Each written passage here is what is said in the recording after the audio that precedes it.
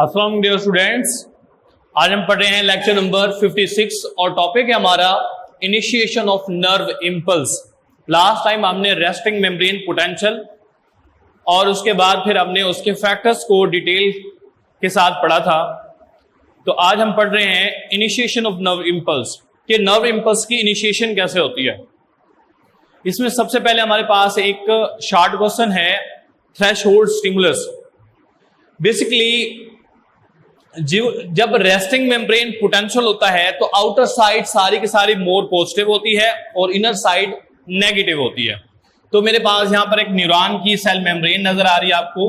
Neuron outer side है ये, और ये न्यूरॉन की इनर साइड है, और ये हमारे पास सेल मेम्ब्रेन है। अब जब cell membrane resting membrane potential के ऊपर होती है तो उसके बाद एक स्टिमुलस आती है, और ऐसे स्टिमुलस जो चार्जेस होते हैं उनको रिवर्स कर देती है और रेस्टिंग मेम्ब्रेन पोटेंशियल को एक्टिव मेम्ब्रेन पोटेंशियल के अंदर चेंज कर देती है by localising the charges across the cell membrane.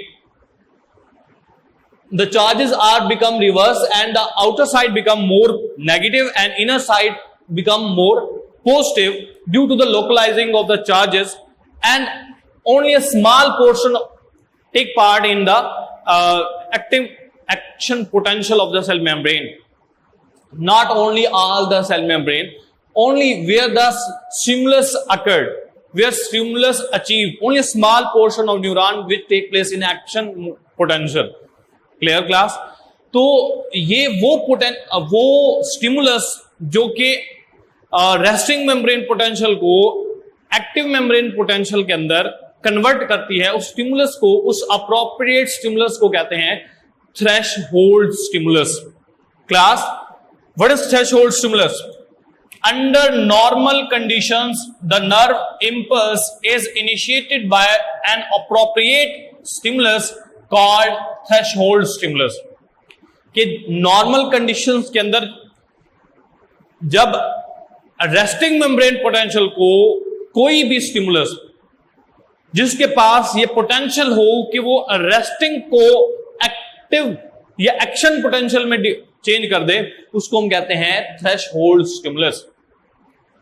इसके बाद क्या होगा, जब थ्रेशोल्ड स्टिमुलस आएगी, act on one end of the neuron के एक एंड के ऊपर और स्मॉल पोर्शन के ऊपर एक्ट करेगी, causes the remarkable changes or localization of the charges which changes the resting membrane potential into active membrane potential।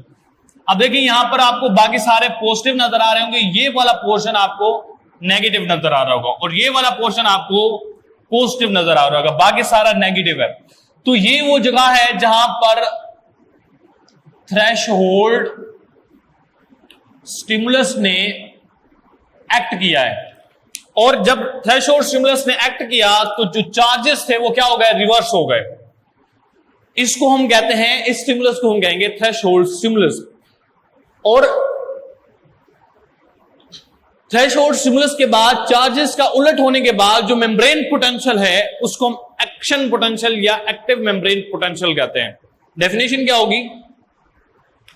Active membrane potential definition है after threshold stimulus. जब थ्रेशोल्ड स्टिमुलस आ जाएगी, resting membrane potential is replaced by new potential.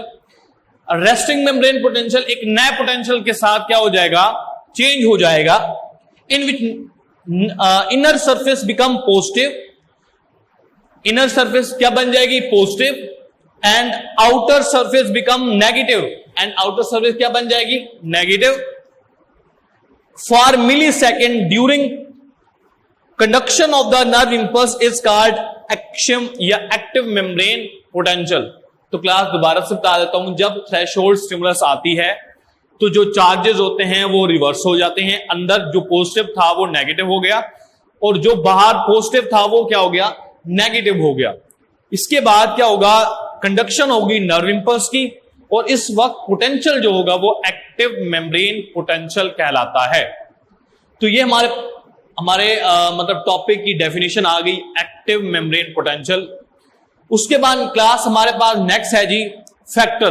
अच्छा, factor से पहले graph दिया गया आपकी book के अंदर इस ग्राफ को हम, अच्छा इस पॉइंट को आप इस वक्त पोटेंशियल जो होगा वो कौन सा होगा? Active membrane potential. क्या हो गया जी?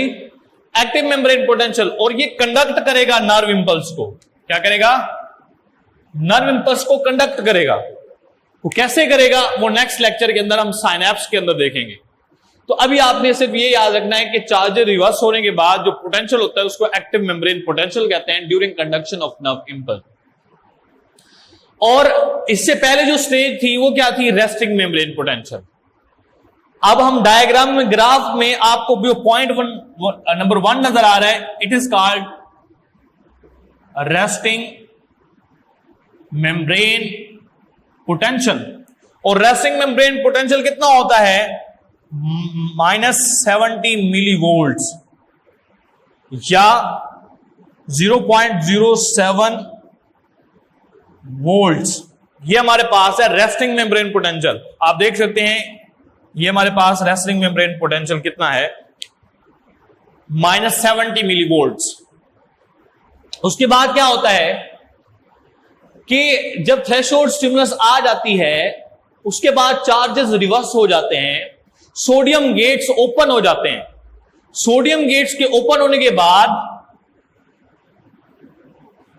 सोडियम गेट्स ओपन होंगे और सोडियम जो होगा वो अंदर की तरफ मूव करेगा। जब सोडियम अंदर की तरफ मूव करे इसको कहते हैं डीपोलराइजेशन।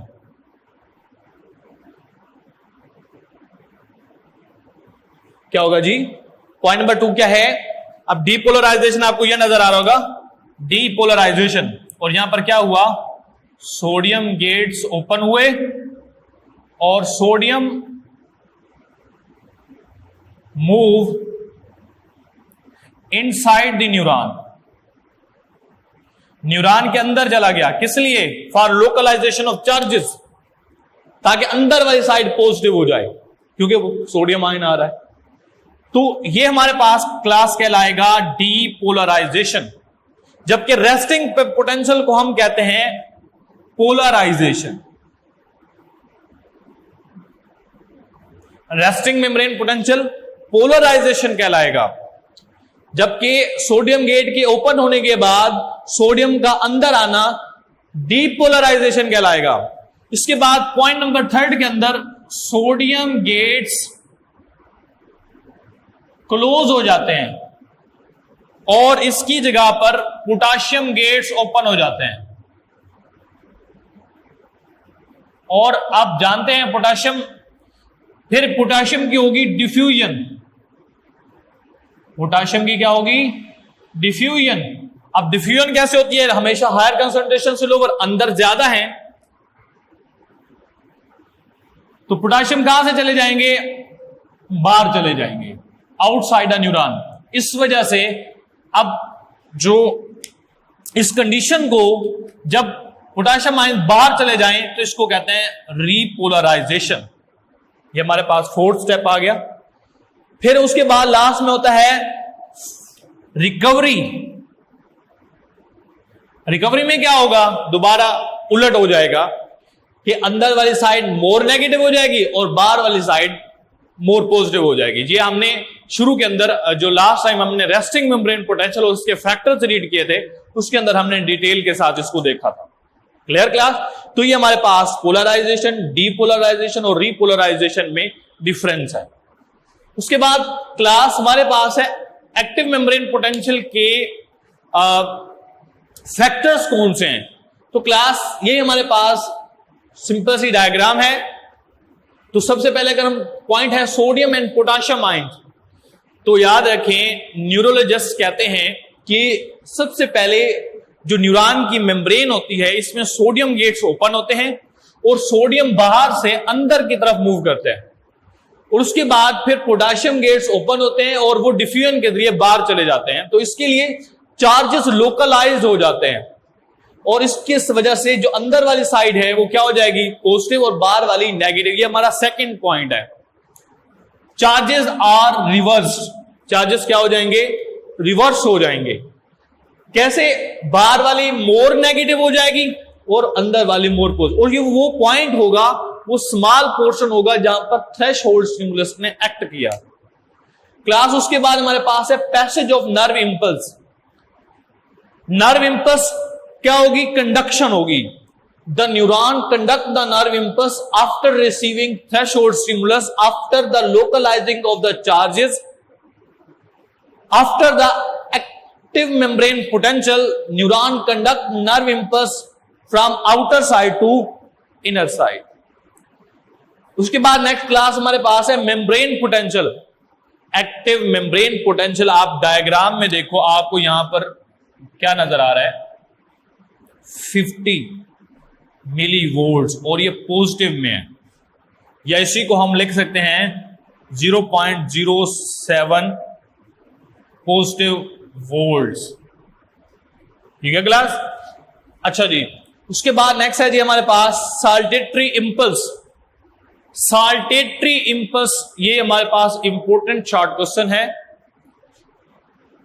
आपने न्यूरॉन पढ़ा था, न्यूरॉन का एक्सॉन पढ़ा था।